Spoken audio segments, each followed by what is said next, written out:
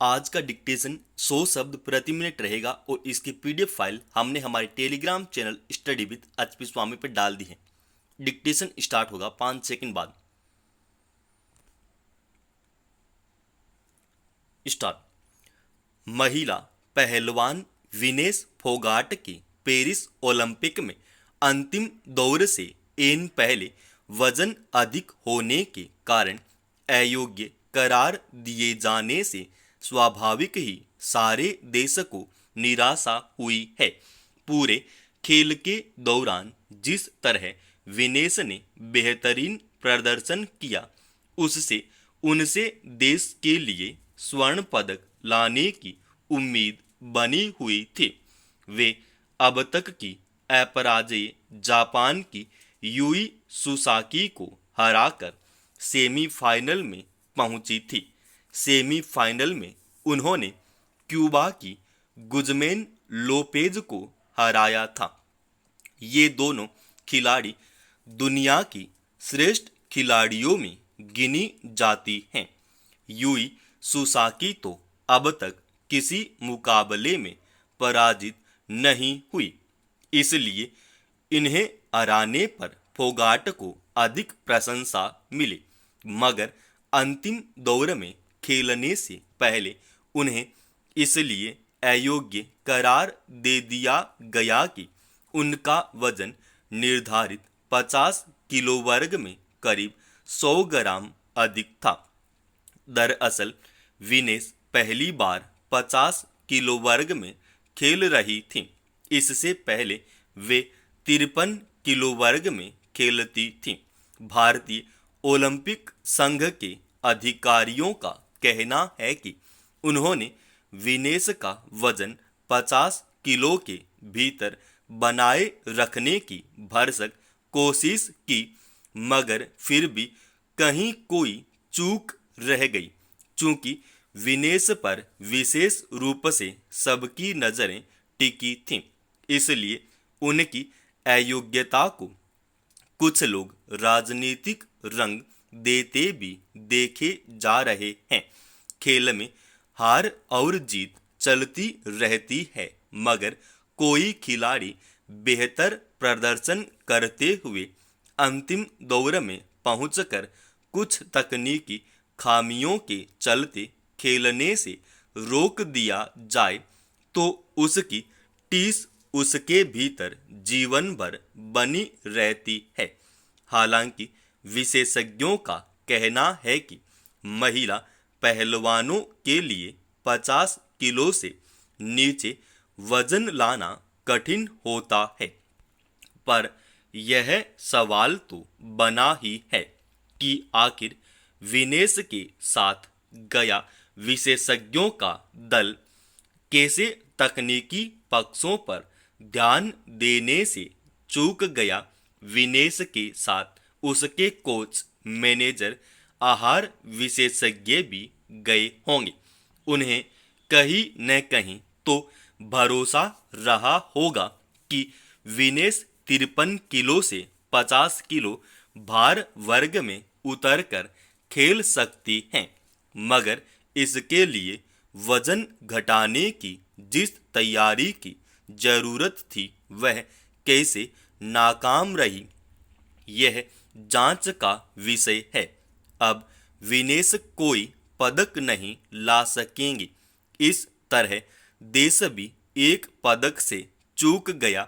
विनेश को लेकर राजनीति इसलिए भी शुरू हो गई है कि वे महिला पहलवानों के यौवन उत्पीड़न के खिलाफ आवाज उठाने वालों की अगली कतार में थी। उन्हें आंदोलन के दौरान पुलिस की ज्यादतियां भी सहनी पड़ी। कई तरह के मानसिक दबावों से गुजरना पड़ा। इस तरह उन्हें सत्ता विरोधी मुहिम का हिस्सा मान लिया गया था। विपक्षी दलों ने उन्हें खुलकर समर्थन दिया। तब कहा गया कि विनेश में अब ओलंपिक में खेलने की क्षमता नहीं रह गई है, इसलिए वे राजनीति के रास्ते पर चल पड़ी हैं। हालांकि लंबे समय तक आंदोलन में संघर्ष करते रहने की वजह से उनके नियमित अभ्यास में बाधा आई थी, मगर उन्होंने आखिरकार साबित किया कि उनकी क्षमता कहीं से कम नहीं हुई है। बेशक वे तकनीकी वजहों से अंतिम दौर में खेलने से रह गई, पर इसके पहले के खेलों में जिस तरह उन्होंने अपने कौशल और क्षमता का प्रदर्शन किया वह अपने आप में एक कीर्तिमान है। मगर उन्हें जिस तरह से अयोग्य ठहराया गया उसे लेकर सवाल उठ रहे हैं। इस बात की जांच तो होनी ही चाहिए कि विनेश के साथ गए अधिकारियों से चूक कहाँ हुई। दिव्यांग बच्चों और अन्य विशेष व्यक्तियों को उनके परिजन इसलिए आश्रय गृहों में भर्ती कराते हैं कि प्रशिक्षण और बेहतर देखरेख से उनकी जीने की राह आसान हो सकेगी।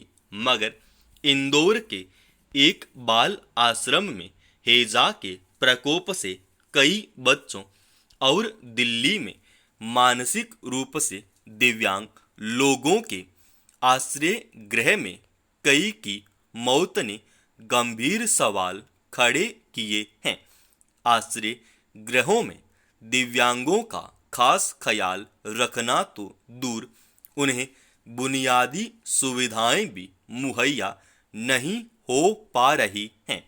मसलन स्वच्छ पेयजल, संतुलित आहार, स्वच्छता, समय पर चिकित्सकीय जांच आदि की माकूल व्यवस्था न होना विडंबना है कि जिन आश्रयों में दिव्यांगों की उचित देखरेख की उम्मीद की जाती है वहां वे बीमारियों का शिकार हो रहे हैं। इंदौर के बाल आश्रम में बच्चों की मौत की वजह हैजा बताई जा रही है, जो दूषित भोजन पानी के कारण फैलता है। इंदौर के शासकीय बाल चिकित्सालय की अधीक्षक का कहना है कि बाल आश्रम की एक बच्ची को हाल में जब गंभीर हालत में अस्पताल में लाया गया तो तब वह उल्टी, दस्त और शरीर में पानी की कमी की समस्या से पीड़ित और कुपोषण का शिकार थी। चिकित्सकों की तमाम कोशिशों के बावजूद उसकी जान नहीं बचाई जा सकी। जांच के दौरान इंदौर के आश्रम में क्षमता से अधिक बच्चों को भर्ती किए जाने, उनका चिकित्सीय रिकॉर्ड न रखे जाने और रखरखाव संबंधी गड़बड़ियों का खुलासा हुआ था। जांच रपट के बाद प्रशासन ने इस आश्रम के कुछ पदाधिकारियों की सेवाएं समाप्त कर दी, लेकिन सवाल है कि क्या इससे समस्या पूरी तरह हल हो जाएगी। दिल्ली के आशा किरण आश्रय गृह में मौतों का मामला अब न्यायालय के समक्ष है। अदालत ने दिल्ली जल बोर्ड के अधिकारियों को आश्रम में पानी की गुणवत्ता और साफ सफाई व्यवस्था का निरीक्षण करने के निर्देश दिए थे। अब दिल्ली सरकार के समाज कल्याण सचिव को निर्देश जारी कर स्थिति रपट देने को कहा है। जब तक आश्रय गृहों में भर्ती लोगों की समुचित देखरेख की जवाबदेही तय नहीं होती और जरूरी सुविधाओं की निरीक्षण की कारगर व्यवस्था नहीं की जाती तब तक इनकी दशा सुधरने की उम्मीद धुंधली ही रहेगी। समाप्त। दोस्तों, रोजाना ऐसे ही डिक्टेशन पाने के लिए इस चैनल को आप अभी सब्सक्राइब कीजिए।